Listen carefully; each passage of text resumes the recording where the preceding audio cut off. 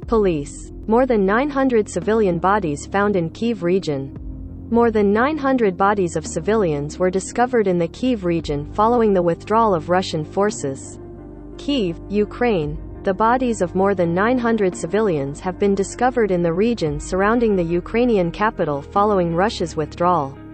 Most of them fatally shot, police said Friday, an indication that many people were simply executed. The jarring number emerged shortly after Russia's defense ministry promised to step up missile attacks on Kyiv in response to Ukraine's alleged assaults on Russian territory. That ominous warning followed the stunning loss of Moscow's flagship in the Black Sea, which a senior U.S. defense official said Friday was indeed hit by at least one Ukrainian missile. Amid its threats, Moscow continued preparations for a renewed offensive in eastern Ukraine. Fighting also went on in the pummeled southern port city of Mariupol, where locals reported seeing Russian troops digging up bodies. In the northeastern city of Kharkiv, shelling of a residential area killed 7 people, including a 7-month-old child, and wounded 34, according to regional governor Oleh Sinhabov. Around Kyiv, Andriy Nebatov, the head of the capital's regional police force, said bodies were abandoned in the streets or given temporary burials. He cited police data indicating 95% died from gunshot wounds. Consequently, we understand that under the Russian occupation, people were simply executed in the streets, Nebatov said. More bodies are being found every day under rubble and in mass graves, he added, with the largest number found in Bucha, where there were more than 350. According to Nebatov, utility workers gathered and buried bodies in the Kyiv suburb while it remained under Russian control. Russian troops, he added, were tracking down people who expressed strong pro-Ukrainian views. Ukrainian President Volodymyr Zelensky accused Russian troops occupying parts of the Kherson and Zaporizhzhia regions in the south of terrorizing civilians and hunting for anyone who served in Ukraine's military or government. The occupiers think this will make it easier for them to control this territory. But they are very wrong. They are fooling themselves, Zelensky said. Russia's problem is that it is not accepted, and never will be accepted, by the entire Ukrainian people. Russia has lost Ukraine forever. In his nightly video address to the nation, Zelensky also said he discussed the fate of Mariupol with top military and intelligence officials. He said he couldn't offer details, but we are doing everything we can to save our people. Zelensky said peace and how many more Ukrainians the occupiers have time to kill depend on Ukraine receiving more outside support, and echoed calls for more and faster military aid, as well as an oil embargo on Russia. More violence could be in store for Kyiv after Russian authorities accused Ukraine of wounding 7 people and damaging about 100 residential buildings. With airstrikes in Bryansk, a region bordering Ukraine. Authorities in another border region of Russia also reported Ukrainian shelling Thursday. The number and the scale of missile attacks on objects in Kyiv will be ramped up in response to the Kyiv nationalist regime committing any terrorist attacks are diversions on the Russian territory, Russian Defense Ministry spokesman Igor Konashenkov said. Russia used missiles to destroy a facility for the repair and production of missile systems in Kyiv, Konashenkov said. Ukrainian officials have not confirmed striking targets in Russia, and the reports could not be independently verified. However, Ukrainian officials said forces did strike a key Russian warship with missiles.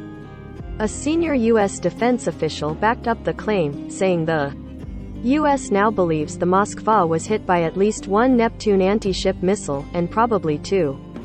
The official spoke on condition of anonymity to discuss an intelligence assessment. The Moskva, named for the Russian capital, sank while being towed to port Thursday after taking heavy damage.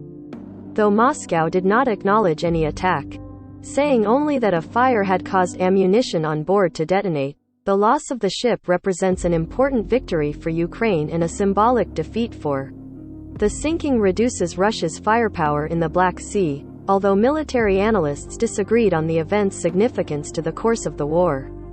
Either way, the loss was viewed as emblematic of Moscow's fortunes in an 8-week invasion widely seen as a historic blunder following the retreat from the Kyiv region and much of northern Ukraine.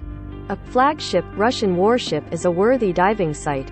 We have one more diving spot in the Black Sea now.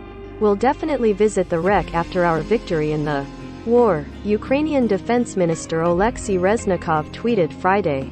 Russia's warning of renewed airstrikes did not stop Kyiv residents from taking advantage of a sunny and slightly warmer spring Friday as the weekend approached.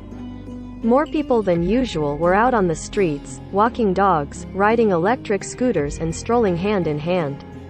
In one central park, a small group of people including a woman draped in a Ukrainian flag danced to the music of a portable speaker.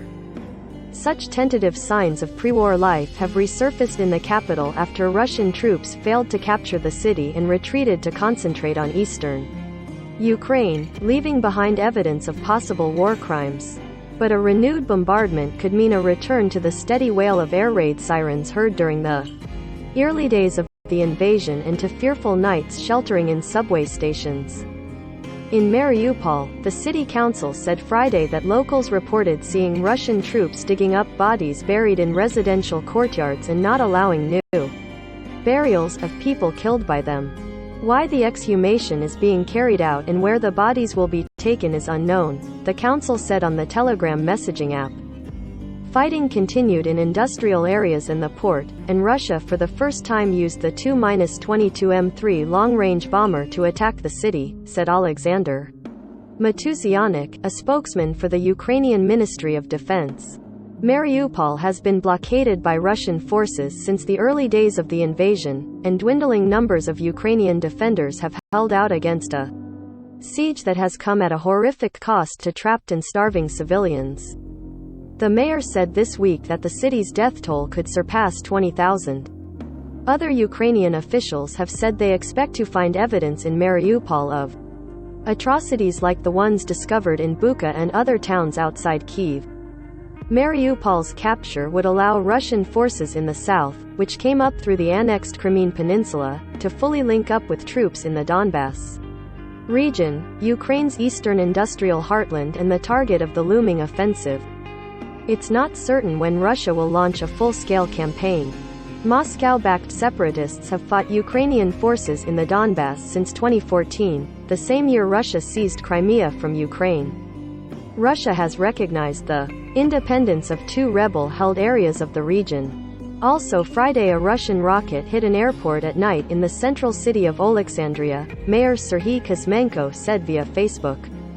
He made no mention of, and a regional Ukrainian official said 7 people were killed and 27 wounded when Russian forces fired on buses carrying civilians in the village of Borovaya, near Kharkiv. The claim could not be independently verified.